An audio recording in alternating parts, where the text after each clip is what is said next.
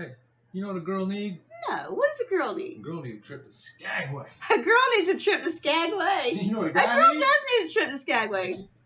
You know what a guy needs? No. What does a guy need? A guy needs a girl who's going to take him to Skagway. Well, since a girl needs a trip to Skagway, this is our trip to Skagway, part 1. We arrived at Skagway, I don't know, about 8 o'clock in the morning, do you think? It was early in the morning. Yeah, it was early.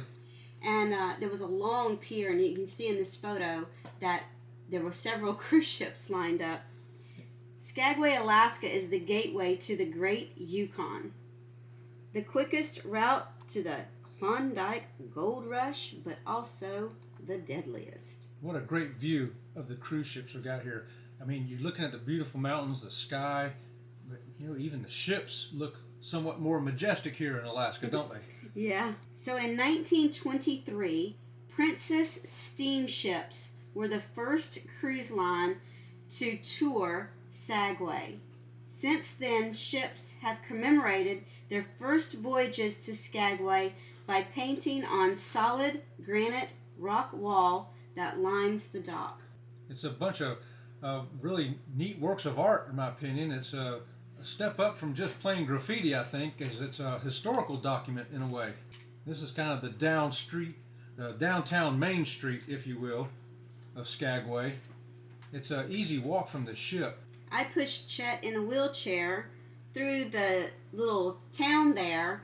The only thing is, if you're going to go out on the wheelchair, some of the ramps to get up onto the Sidewalk? It's a wooden sidewalk in some areas. It can be a little hairy and a little difficult, so I would suggest that you take someone a little younger, a little stronger with you when you tour the city. I know, that's what I did. In fact, there's the ship now, the Princess, Golden Princess that we were on.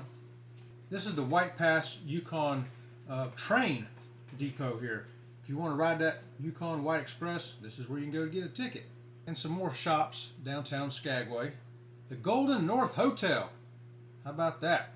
If you decide you just don't want to go back to the ship, you want to stay overnight, go see if they got room, I reckon. And this right here, it says 1899 on the front because that's the year that was put up. And that facade of the building is actually a bunch of driftwood. It's the home of the last building standing that was made totally 100% out of driftwood. The Red Onion Saloon. They have the Brothel Museum in here, which they also do brothel tours.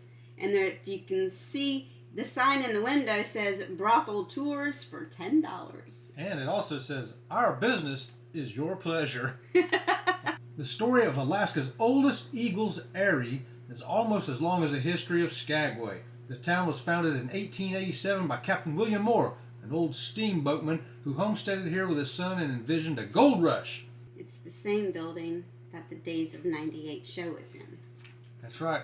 Days of 98 show, right there with Soapy Smith. We rolled down there in a wheelchair and went there and checked it out. Yeah, this was actually a little find that we accidentally fell into. And we saw a lady standing out on the street corner dressed in an old-timey dress. Yeah, 19th century period dress. And when we looked down this little alleyway, there was a guy standing there for the entrance to the Days of 98 show. So we thought, why not go in and check it out? And this guy here was the intro, and he was telling the story, the legend of Soapy Smith, who was an outlaw, kind of a hero at first to the townsfolk, but he ended up getting shot in a gunfight. The Days of 98 show is a vaudeville-style musical that tells the story of Soapy Smith, Alaska's most notorious outlaw. Soapy reigned over Skagway as a con man during the wildest days of the Klondike Gold Rush. The show features can-can dancers, ragtime music, riotous humor, and the great con man himself, Soapy Smith. Look at here. Robin actually got to go up and do the can-can dance with the can-can girls. And of course, after the show, you can always have your photograph taken with those lovely can-can dancers. How about that? Well, we had a great time at Skagway. Stay tuned for part 2 The summer dog sled.